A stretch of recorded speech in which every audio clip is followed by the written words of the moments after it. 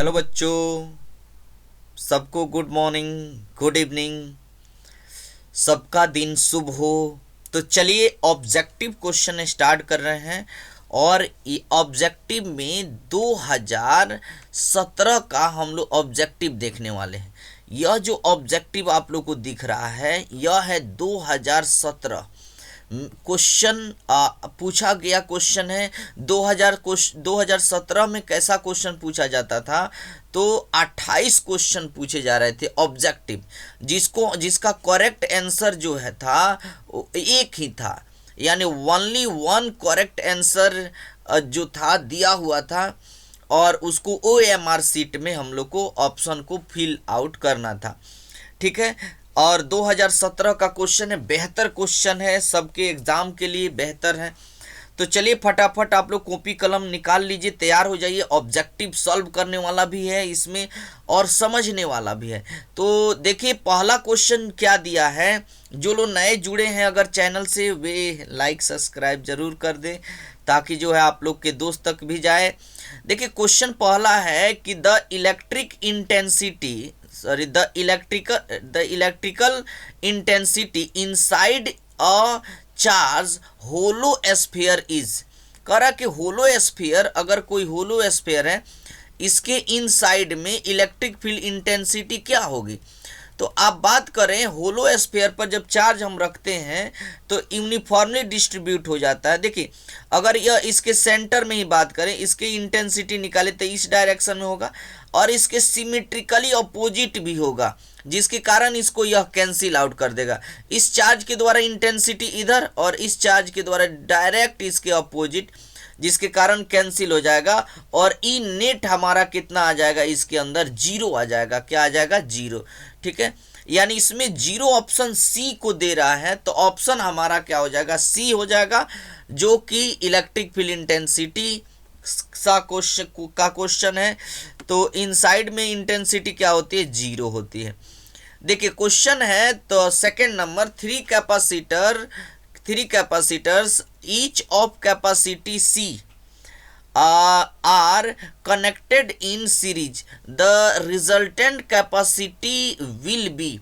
देखिए कैपेसिटर को सीरीज में अगर जोड़ा गया है, तो जैसे तीन कैपेसिटर है सीरीज में ऐसे जोड़ा गया है। ठीक है, तो सीरीज का कॉम्बिनेशन जो होता है रेसिस्टेंस के अपोजिट होता है। जैसे हम सीरीज में अगर रेसिस्टेंस को जोड़ते हैं तो आप क्या पढ़े हैं, इसका R1 है, इसका R2 है, इसका R3 है, तो रिजल्टेंट जो होता है वो क्या हो जाता है, R1 plus R2 plus R3 ऐसे हम लिखते हैं। लेकिन कैपेसिटर में क्या होगा, यह C है, तो ये हो जाएगा 1/C रिजल्टेंट बराबर 1/C plus 1/C plus 1/C, मतलब 1/C1 plus C2 plus C3। तो सबका कैपेसिटेंस का वैल्यू C है, तो C दे दिए। C हो जाएगा, ये हो जाएगा 1 प्लस 1 प्लस 1 का मतलब 3/C। 1/C आ रहे हैं तो हमारा उलट देंगे तो C रिजल्टेंट का मान आ जाएगा C/3। यानी ऑप्शन जो हो जाएगा हमारा C/3, ऑप्शन C जो हो जाएगा बिल्कुल करेक्ट होगा। ऑप्शन सी जो होगा वो क्या होगा, बिल्कुल करेक्ट होगा। नेक्स्ट क्वेश्चन देखिए, नेक्स्ट क्वेश्चन है 3 नंबर क्वेश्चन है कि दो सेल है। देखिए कितना खूबसूरत है, दो सेल है, EMF E1 and E2, internal resistance R1 and R2 connected in parallel, the equivalent EMF और द कॉम्बिनेशन इज। सुनिए देखिए खूबसूरत सा क्वेश्चन है। कह रहा कि दो हमारे पास सेल है और इसको हमको जोड़ा गया है पैरेलल में। कैसा जोड़ा गया, पैरेलल कॉम्बिनेट किया गया है। तो बताना है कि कॉम्बिनेशन के बाद इसका EMF क्या होगा। कॉम्बिनेशन के बाद इसका, देखिए इसका E1 है और इसका इंटरनल रेसिस्टेंस क्या है, R1 है, और इसका E2 है और इसका इंटरनल रेसिस्टेंस क्या है, R2 है। तो अगर हम बात करें तो टर्मिनल, देखिए टर्मिनल वोल्टेज क्या निकालते हैं, कैसे, तो इसकी जैसे इसका वोल्टेज अगर V है, इस क्रॉस सेक्शन एरिया का लेंथ का, तो इसका भी V होगा। तो हम रिजल्टेंट अगर वोल्टेज निकालें तो हम कैसे निकाल सकते हैं, E1 माइनस V, मतलब इसमें जो लॉस हो गया। V क्या है, तो यह V है किसका, तो I1R1 मतलब इससे जो करंट जा रहा है I1R1 को हम V बोल सकते हैं। अगर बटा R करें, यह V बटा R कर दें तो यह हमको क्या मिल जाएगा, I मिल जाएगा। मतलब इससे करंट निकल जाएगा, कितना करंट निकल रहा है, ठीक है। अच्छा, इससे अगर हम करंट निकालें तो I2 करंट मान लेते हैं, तो इसी तरह कैसे निकाल सकते हैं, लिख सकते हैं E2 मतलब EMF। EMF क्या होता है, जब कोई बैटरी बन के तैयार होता है तो इसकी जो वोल्टेज होती है उसको हम EMF बोलते हैं। ऐसे जाहिर सी बात है, इसका हमेशा EMF जितना है 10 वोल्ट, जैसे 1.5 वोल्ट लिखा है तो इसका 1.5 जब बना होगा तब होगा, ठीक है। जब हम इसको क्लोज कर देंगे तो 1.5 नहीं रहेगा, कम हो जाएगा। तो E2 माइनस इसका वोल्टेज भी बटा जो लॉस हुआ बटा R का मतलब R2, तो यह किसका हो गया, तो यह करंट हो गया I2। मतलब इससे करंट निकल गया। V बाई R को करंट ना बोलते हैं, मतलब V बराबर IR, तो V बटा R बराबर क्या होता है I। अब बताइए, इससे करंट जो हम लिए, इससे करंट लिए I1, इससे करंट I2, तो टोटल करंट हमारा I हो जाएगा। दोनों को ऐड करेंगे तो यानी हम दोनों को जोड़ दें, I बराबर टोटल I1 प्लस I2 लिख सकते हैं। तो देखिए I1 की जगह हम यह बैठाएंगे, I2 की जगह यह बैठा देते हैं, कहानी खत्म हो जाएगी। तो चलिए हम लोग नेट पहले करंट निकालें। कैसे निकालेंगे तो देखिए इसमें हम क्या कर रहे हैं, देखिए I बराबर I1 प्लस I2, तो क्या लिख रहे हैं, E माइनस V बटा R1 प्लस E2 मतलब E1, E2 माइनस V बटा R2। एलसीएम ले ले तो क्या हो जाएगा, R1 R2। अब इसको हम सॉल्व कर रहे हैं तो ये क्या हो जाएगा, E1 minus V into R2 और प्लस इसको सॉल्व करें तो क्या हो जाएगा, R1 E2 माइनस V, इसको गुना करा देते हैं तो ये हो जाएगा E1 R2 minus V R2 plus E2 R1 minus V R1, ठीक है। बटा क्या लिखेंगे, तो हम लिखेंगे क्या, R1 प्लस R1 R2, और इधर हमारा क्या है तो I है। देखिए इसको हम इधर भेज लेते हैं, इधर भेजेंगे तो I R1 R2, इधर क्या बच गया, तो आप देख सकते हैं E1 R2 और एक और बचा है plus E2 R1 minus V R2 minus V R1, यह बचा। अब देखिए इसमें से भी कॉमन ले सकते हैं, तो I R1 R2 बराबर E1 R2 plus E2 R1 minus भी कॉमन ले लिए तो R1 प्लस R2, माइनस से इधर लाइए तो इधर लाएंगे तो ये हो जाएगा प्लस में भी R1 R2, इधर हो गया क्या, इसको इधर भेजिए तो E1 R2 E2 R1 minus I R1 R2 भी चाहिए। अगर कितना कॉमन वोल्ट हुआ मतलब रिजल्टेंट वोल्ट, तो V इक्वल टू गुना में उधर जाएगा तो भाग हो जाएगा E1 R2 plus E2 R1 बटा R1 R2 minus I R1 into R2, यह हो गया अच्छा प्लस में यह हो गया R1 R2 बटा R1 R2 plus R1 R2 बटा R1 प्लस R2। अब देखिए यह है EMF मतलब EMF वाला, और यह जो लॉस हुआ तो हमको नेट मिल जाता, तो इसीलिए यह जो होगा फाइनली जो कॉम्बिनेशन के बाद EMF होगा सेल का कितना, तो E1 R1 plus E2 R2 बटा R1 प्लस R2, यानी ऑप्शन हमारा क्या हो जाएगा, तो ऑप्शन यहाँ देख सकते हैं E1 R1 E2 R2, यानी ऑप्शन बी की तरफ हम जाएंगे। Plus R1 plus R2, option B के तरफ हम जाएंगे। चलिए नेक्स्ट क्वेश्चन पर हम आ जाते हैं। यह रहा नेक्स्ट क्वेश्चन, देखिए कितना खूबसूरत सा क्वेश्चन है। पारा आपको फेरोमैग्नेटिक सब्सटेंस का परमिएबिलिटी बताना है। अब देखिए बताइए, permeability mu of a ferromagnetic substance is, तो देखिए एक होता है डाया, एक होता है पारा, एक होता है फेरो। ये जो मैग्नेटिक सब्सटेंस है इसकी परमिएबिलिटी होती है, इसकी होती है डाया का म्यू छोटा होता है एक से, यह म्यू जो होता है वह बड़ा होता है एक से, और म्यू बहुत बहुत बड़ा होता है एक से। तो हमको फेरोमैग्नेटिक पूछा है तो म्यू बहुत बहुत बड़ा होगा एक से। ऑप्शन जो हो जाएगा ए हो जाएगा करेक्ट ऑप्शन। नेक्स्ट क्वेश्चन पर आ जाते हैं। Next, SI unit of pole strength. देखिए पोल स्ट्रेंथ क्या होता है, जब हम आप मैग्नेट बनाइएगा तो इसमें करंट भी देके आप चुंबक बना सकते हैं, नॉर्थ साउथ बना सकते हैं क्या। तो यह करंट और इसके लेंथ पर डिपेंड है। तो करंट का एम्पियर, लेंथ का मीटर, तो एम्पियर मीटर जो हो जाएगा ऑप्शन सी जो हो जाएगा बिल्कुल करेक्ट हो जाएगा। चलिए नेक्स्ट क्वेश्चन पर हम आ जाते हैं। करा which element is use in electric heater. देखिए इलेक्ट्रिकल हीटर जो होता है, इलेक्ट्रिक हीटर जो होता है वह किस, उसमें कौन एलिमेंट, देखिएगा जो बल्ब होता है हमारा, उस बल्ब का जो फिलामेंट बनता है तो यह टंगस्टन का होता है। यह क्या चीज़ का होता है, टंगस्टन का। लेकिन हीटर में नाइक्रोम का यूज़ किया जाता है। ऑप्शन डी जो होगा वह करेक्ट ऑप्शन होगा। नेक्स्ट क्वेश्चन पर आ जाते हैं।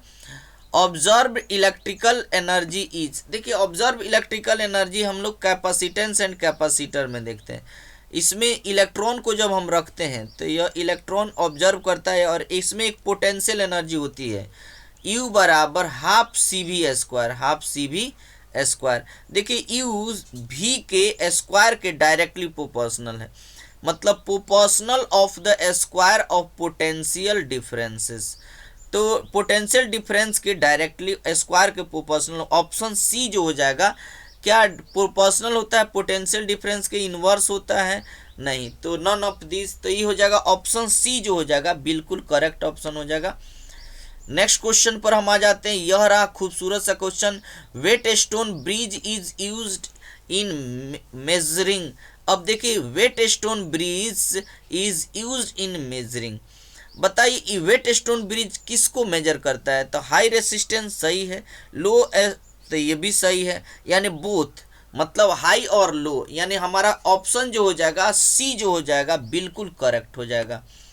चलिए नेक्स्ट क्वेश्चन पर आ जाते हैं। If the equation of an electric current is I बराबर इतना, देखिए आई बराबर हमको दिया है 0.6 साइन 100 पाई टी, 100 पाई, यहाँ पाई छूट गया, 100 पाई टी। तो हमको फ्रीक्वेंसी का फ्रीक्वेंसी ऑफ इलेक्ट्रिक करंट बताना है, करंट की फ्रीक्वेंसी बताई। तो अब गौर सी बात देखिएगा, आप इक्वेशन जानते हैं आई बराबर होता है I not sine omega T. यहाँ ओमेगा की जगह क्या है 100 पाई, टी तो टी है, यानी ओमेगा बराबर होता है 2 पाई एफ। तो ओमेगा का मान हमको दिया है 100 पाई बराबर 2 पाई एफ, एफ फॉर फ्रीक्वेंसी काट दीजिए, पाई से पाई 2 50 हो गया, यानी एफ किसके बराबर हो गया 50 हर्ज, यानी ऑप्शन बी के तरफ हम जाएंगे, बिल्कुल करेक्ट ऑप्शन है बी। नेक्स्ट क्वेश्चन है, देखिए द यूनिट ऑफ रिएक्टेंस। देखिए खूबसूरत सा क्वेश्चन है। तो आप क्या जानते हैं, रिएक्टेंस, इम्पीडेंस, रेसिस्टेंस, ये सब क्या है, ये सभी रेसिस्टेंस ही है। इसका ऐसा यूनिट क्या होता है ओम, इसका ऐसा यूनिट क्या होता है ओम। ऐसे रिएक्टेंस हम लोग इस्तेमाल करते हैं, जैसे मान लेते हैं आपको सी जुड़ा हो, एल जुड़ा हो, एल जुड़ा हो क्या, तो इसकी जो रेसिस्टेंस होते हैं वह आपको रिएक्टेंस होते हैं क्या, इम्पीडेंस होते हैं अलग अलग, एक्सएल एक्सी आप लोग पढ़े होंगे, तो रेसिस्टेंस ही है, ओम हो जाएगा। ऑप्शन आपका ए जो होगा बिल्कुल करेक्ट होगा। आप अपने दोस्तों को भेजें, लाइक करें, सब्सक्राइब करें, और इस आप चैनल को आगे तक ले चले। और देखिए चलिए नेक्स्ट क्वेश्चन पर हम आ जाते हैं। सबसे उम्मीद है सभी प्यारे दोस्तों स्टूडेंट आप लोग इसे लाइक करें। चलिए नेक्स्ट क्वेश्चन पर हम आ जाते हैं। नेक्स्ट क्वेश्चन है कि the the the relation between peak current I, यहाँ थोड़ा सा I, and root mean square current I R M S is. देखिए आई बराबर होता है आई नॉट रूट टू, मतलब आई आर एम एस बराबर होता है I naught by root to.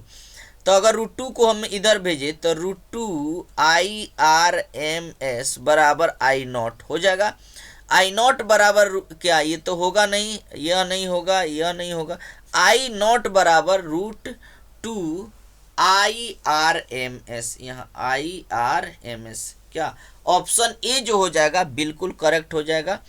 Relation I और आर एम एस में रूट टू से मल्टीप्लाई कीजिए। नेक्स्ट क्वेश्चन है, देखिए नेक्स्ट क्वेश्चन आप लोग के सामने है कि ए शॉर्ट, अगर हाँ देखिए मायोपिया हाइपरमेट्रोपिया जो हमारा विजन डिफेक्ट होता है उसमें क्या होता है, मायोपिया होता है, हाइपरमेट्रोपिया, प्रेस बायोपिया, एस्टिग्मैटिज्म।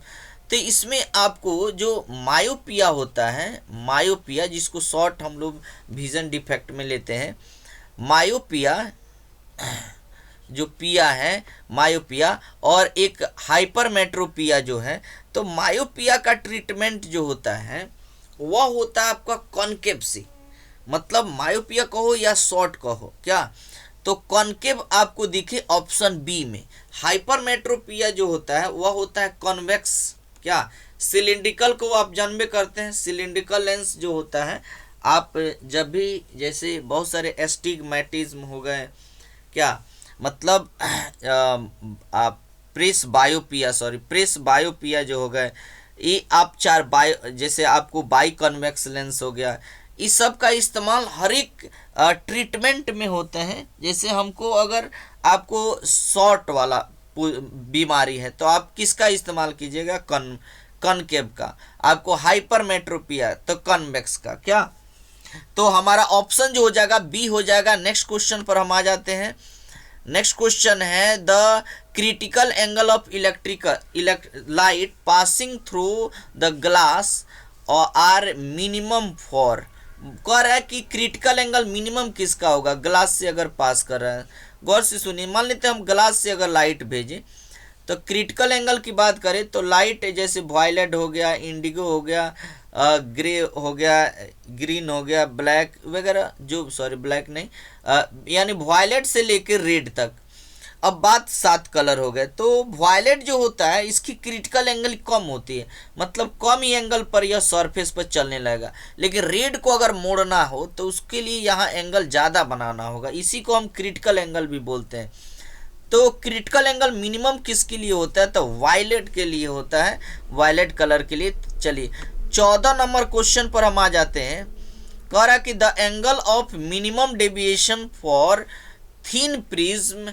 अब देखिए थिन प्रिज्म के लिए minimum deviation refractive index mu है। देखिए प्रिज्म की अगर बात करें तो प्रिज्म की आप लोग पढ़े होंगे sine A plus D by two upon sine A by two पढ़े हैं, बराबर क्या म्यू। तो अगर मिनिमम एंगल है तो साइन ए प्लस डी को हम सिर्फ ए प्लस डी बाई टू लिखेंगे, साइन ए बाई टू को ए बाई टू लिखेंगे मिनिमम के लिए। जैसे पढ़े हैं साइन थीटा में थीटा बहुत बहुत छोटा हो तो साइन थीटा को थीटा लिखते हैं, यानी A plus D by two upon A by two बराबर क्या लिखे म्यू। 2 से 2 काट दीजिए, यहाँ क्या बच गया, ए प्लस डी बाई ए बराबर क्या म्यू। इसको हम सॉल्व कर सकते हैं, ए को इधर लाइए तो ए प्लस डी डेविएशन बराबर म्यू ए, मतलब गुना भाग में है गुना में हो जाएगा ए को इधर भेजिए तो डेविएशन बराबर mu A minus A common ले ले इसमें से, तो डेविएशन बराबर ए कॉमन लेंगे तो म्यू बचेगा -1 इंटू ए। तो म्यू -1 इंटू ए जो है ऑप्शन बी के तरफ लेके जाता हुआ। चलिए नेक्स्ट क्वेश्चन पर हम आ जाते हैं। यह है आपको देखिए कितना प्यारा सा क्वेश्चन है, transverse nature of light is so by. अब देखिए ट्रांसवर्स नेचर कौन शो करता है, देखिए ट्रांसवर्स नेचर जो है वह शो करता है पोलराइजेशन को, मतलब पोलराइजेशन लास्ट में हुआ। ऐसे इलेक्ट्रोमैग्नेटिक वेव जो है वो भी पोलराइजेशन को रिप्रेजेंट करता है। इंटरफेरेंस डिफ्रैक्शन जोन है वह आपको जैसे एक लॉन्गिट्यूडनल वेव नेचर को भी उससे भी प्रूफ हो जाता है लॉन्गिट्यूडनल से। यहाँ कह रहा है ट्रांसवर्स, क्या ट्रांसवर्स आपको पोलराइजेशन को रिप्रेजेंट करता है, इंटरफेरेंस को भी, रिफ्रैक्शन को भी आपको रिप्रेजेंट, डिस्पर्सन को भी रिप्रेजेंट करता है। क्या तो हमारा ऑप्शन जो हो जाएगा पोलराइजेशन जो हो जाएगा ट्रांसवर्स के लिए हो जाएगा नेचर।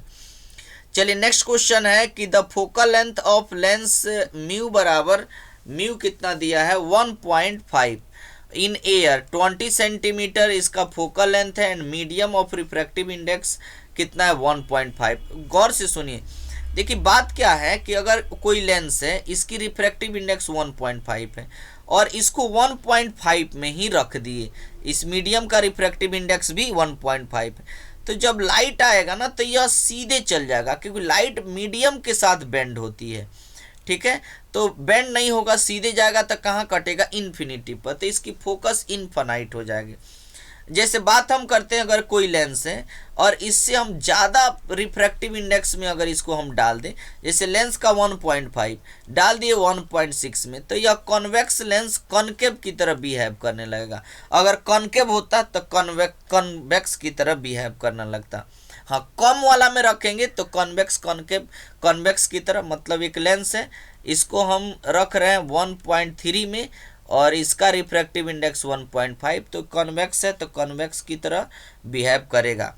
लेकिन अब इन बात करें दोनों का रिफ्रैक्टिव इंडेक्स सेम है तो इसकी फोकल लेंथ इनफाइनाइट हो जाएगी, किसी लेंस की भांति काम नहीं करेगा। चलिए नेक्स्ट क्वेश्चन पर हम काम करते हैं कि the direction of transmission of electromagnetic wave is. देखिए इलेक्ट्रो माने ई पहले आया है, फिर मैग्नेटिक का मतलब बी आया है, तो इलेक्ट्रो माने ई क्रॉस बी जहां दिखे, तो देखिए आपको यहाँ दिख रहा है सिर्फ आपको ई दिख रहा है, सिर्फ बी दिख रहा है, यहाँ बी क्रॉस ई दिख रहा है का मतलब यह भी नहीं होगा, और हमारा यहाँ दे रहा है ई क्रॉस बी, तो ऑप्शन डी के तरफ हम जाएंगे, ऑप्शन डी जो होगा बिल्कुल करेक्ट होगा। चलिए नेक्स्ट क्वेश्चन पर आ रहा है the unit of ratio of magnetic field B and electrical field E, कह रहा है बी और ई का रेशियो बताइए। देखिए कितना प्यारा सा क्वेश्चन है। ई बराबर होता है पर यूनिट चार्ज को लाने में जो आपको फोर्स लगे, ठीक है, और बी किसे कहते हैं तो आप पढ़ेंगे एफ बराबर क्यू भी बी, तो बी चाहिए तो एफ बटा क्या हो जाएगा क्यू भी बराबर बी। अब इसको बी और ई का रेशियो बताना है, बी रेशियो ई, तो बी का मतलब क्या हुआ बताओ, बी कितना है तो एफ बटा क्यू भी, और ई का मान क्या है एफ बटा क्यू, एफ से एफ कटा, क्यू से क्यू कटा, भी का क्या होता है तो 1/v का होता है मीटर सेकेंड, मीटर पर सेकेंड, सेकेंड ऊपर जाएगा तो second metre -1, second metre -1 option B में नजर आता हुआ जो कि करेक्ट ऑप्शन है। नेक्स्ट क्वेश्चन पर हम आते हैं। नेक्स्ट क्वेश्चन देखिए, सभी प्यारे दोस्त जो हैं स्टूडेंट लाइक करें, अपने दोस्तों को भेजें, ठीक है, और यह 2017 का खूबसूरत सा क्वेश्चन है, 28 क्वेश्चन है। देखिए 19 नंबर क्वेश्चन है the energy of emitted photo electron depends upon on. देखिए फोटो इलेक्ट्रिक जो है इमिशन जो होता है, जैसे मान लीजिए ये प्लेट है, इसमें लाइट जो आती है तो यहाँ के इलेक्ट्रॉन को इजेक्ट करती है, निकालती है, तो इसमें एनर्जी जो लॉस होते हैं, जो खर्च होते हैं, उसको बोलते हैं वर्क फंक्शन। तो वर्क फंक्शन अगर ज़्यादा है तो यहाँ जो लाइट इमिट होगा उसकी वैल्यू कम होगी, तो वर्क फंक्शन पर ज़्यादा डिपेंड करता है इमिटेड लाइट जो होते हैं फोटोन एनर्जी, तो यानी वर्क फंक्शन इसका जो हो जाएगा करेक्ट ऑप्शन हो जाएगा। नेक्स्ट क्वेश्चन पर हम आ जाते हैं, यह रहा 20 number question, which one of following is charge less. देखिए चार्जलेस क्या है, अल्फा तो चार्जलेस नहीं है, आप लोग जानते हैं अल्फा तो चार्ज होता है, बीटा पर भी चार्ज होते हैं, प्रोटॉन पर भी चार्ज होता है, हाँ फोटोन जो है वह चार्जलेस है, यानी ऑप्शन सी जो हो जाएगा बिल्कुल करेक्ट ऑप्शन हो जाएगा। नेक्स्ट क्वेश्चन पर हम आ जाते हैं। देखिए which series of hydrogen spectrum does not lie in infrared region. देखिए इंफ्रारेड रीजन में कौन नहीं लाई है, मतलब कौन नहीं मिलता है, तो आप देखिएगा हेम्फर सीरीज जौन होता है यह मिलता है, ऐसे फार इंफ्रारेड में मिलता है, ब्रैकेट भी, पी फॉन्ड भी, और लाइमन जौन होता है यह आपको लाइमन जो होता है आपको इंफ्रारेड में नहीं मिलता है, यह मिलता है आपको कौन, तो अल्ट्रा वायलेट रीजन में मिलता है। क्या अल्ट्रा वायलेट रीजन में, ऑप्शन डी जो हो जाएगा बिल्कुल करेक्ट हो जाएगा। चलिए हमारे पास और 2 4 5 क्वेश्चन है तो देख लेते हैं। The energy of electron energy of electron is first Bohr's orbit of hydrogen atom is 13.6, तो what is energy of electron in second Bohr's orbit. अब देखिए आप बोर का एटॉमिक मॉडल अगर जाने तो आप बता सकते हैं, इसमें देखिएगा बोर साहब के द्वारा यह इसमें एनर्जी होता है -13.6 इलेक्ट्रिक वोल्ट, सेकेंड नंबर में आते हैं तो ये -3.4 इलेक्ट्रिक वोल्ट, इसमें आते हैं तो -1.5 इलेक्ट्रिक वोल्ट, इसके बाद वाला में जाते हैं तो -0.85 इलेक्ट्रिक वोल्ट। क्या ऐसे होता है, तो सेकंड में कितना है 3.4 माइनस में, ऑप्शन ए जो हो जाएगा बिल्कुल करेक्ट हो जाएगा, -3.4 इलेक्ट्रिक वोल्ट सेकंड नंबर में पूछा हुआ है। चलिए नेक्स्ट क्वेश्चन है कि the time during which the amount of radio active substance becomes half of it से इनिशियल अमाउंट इज कॉल्ड। कह रहा है इनिशियल अमाउंट का अगर कोई हाफ हो जाता है जिस टाइम में, उसको हम क्या कहते हैं, तो सीधी सीधी बात है हाफ लाइफ टाइम कहते हैं। क्या ऑप्शन बी जो हो जाएगा बिल्कुल करेक्ट हो जाएगा। चलिए नेक्स्ट क्वेश्चन पर हम आ जाते हैं। बीटा रे आर डिफ्लेक्टेड इन। देखिए बीटा रे जो होता है वह किधर डिफ्लेक्ट होता है, तो आप जानते हैं अगर रेडियो एक्टिविटी में अगर आए तो आप जान सकते हैं रेडियो एक्टिव में कि जब रेडियो एक्टिव सब्सटेंस को हम जैसे यूरेनियम 92-235 पर को हम ले जाकर किसी मैग्नेटिक फील्ड या इलेक्ट्रिक फील्ड में रखते हैं, इधर मान लेते हैं माइनस चार्ज है और इधर क्या है प्लस चार्ज है, तो इसमें से कुछ पार्टिकल माइनस की ओर जाती है, कुछ वेव प्लस की ओर, और कुछ क्या होती है सीधे निकल जाती है। इसको हम अल्फा बोलते हैं, इसको बीटा और इसको गामा। तो बीटा जो होती है इलेक्ट्रिक फील्ड में डिफ्लेक्ट होती है, मैग्नेटिक फील्ड में भी डिफ्लेक्ट होती है। तो आप ऑप्शन की ओर जाएंगे, क्या ग्रेविटेशनल फील्ड में है, नहीं, ओनली मैग्नेटिक फील्ड में है, नहीं, ओनली इलेक्ट्रिक फील्ड में, नहीं, in magnetic and electric field. Option D जो हो जाएगा बिल्कुल करेक्ट ऑप्शन हो जाएगा। ठीक है 24 नंबर का डी।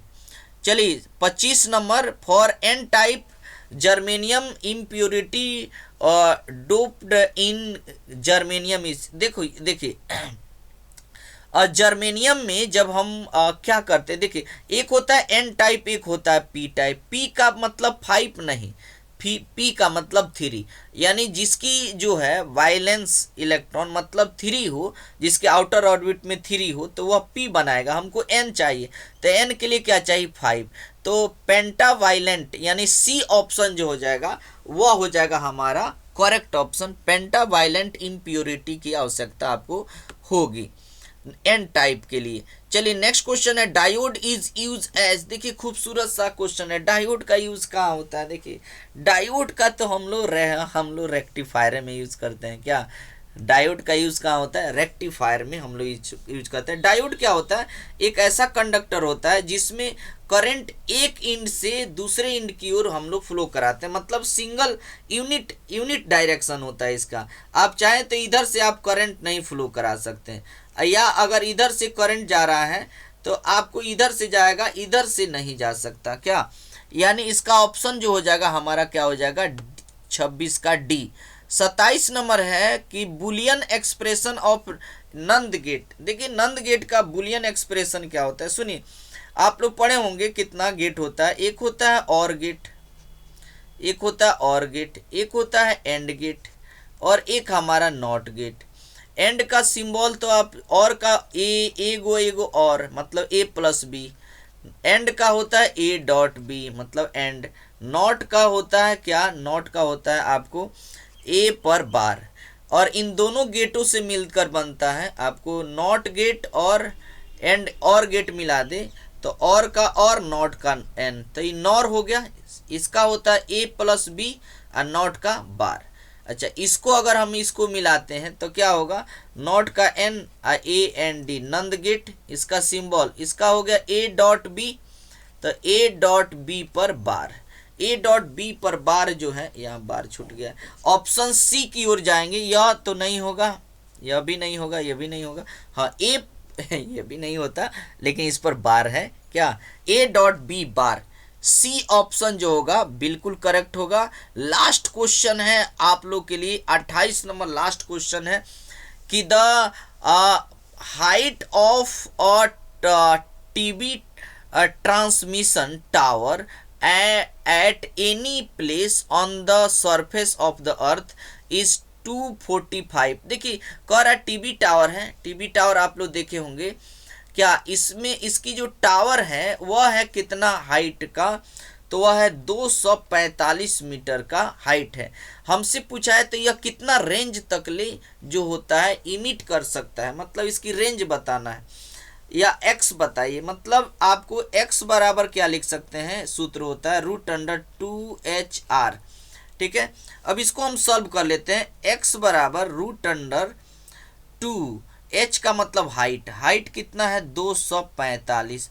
आर मतलब रेडियस ऑफ अर्थ क्या होता है 6.4 × 10⁶ मीटर। दशमलव उड़ा दें तो यह हो जाएगा 10, 2 से काट दीजिए 5, 5 से काट दीजिए यह हो जाएगा 4, 9, 49। इसको अगर हम सॉल्व करें तो लिख सकते हैं इसको x बराबर क्या लिख सकते हैं, 49 को क्या लिख सकते हैं आप, लिख सकते हैं 7 × 7। थोड़ा सा यहाँ कर लेते हैं, चलिए इसको हम लिख सकते हैं कितना 7 × 7 और 8 को 64 को 8 × 8 और हमारा क्या हो जाएगा 10 के पावर 3 × 10 के पावर 3 6 है। तो आप बोल सकते हैं इसको 7, इसको 8 और 10 के पावर 3 का मतलब 56 × 10 के पावर 3। तो 56 × 10 के पावर 3 तो 56 तो दिख रहा है, लेकिन किलोमीटर में है तो किलोमीटर को मीटर में बदलिएगा तो 1000 से भाग आप दे सकते हैं तो ये कट जाएगा, यानी 56 किलोमीटर बिल्कुल करेक्ट होगा। C number option. यही समाप्त होता है। सबको एक बार और गुड मॉर्निंग, गुड इवनिंग। जो लोग देख रहे हैं वे लाइक कर दें, सब्सक्राइब कर दें, ठीक है। और भी जैसे 2023 2000 आपको 19, 20, 21, 22 इस सारे सेशन का, सारे ईयर्स का जो है आपको अगर क्वेश्चन चाहिए तो आप प्ले लिस्ट में जाइए, वहाँ पर देखिए एक एक करके जो है 1 नंबर से आप देखना शुरू कीजिए। आपको मिल जाएगा 23, 22, आपको 19, 20, 18, यह 17 का है क्या, तो ऐसे आपको हर एक साल का ऑब्जेक्टिव मिल जाएगा। चलिए आप जो हैं जहाँ भी हैं खुश रहें और आप लोग तैयारी करिए क्या। तो सबको एक बार good morning, good evening, thank you.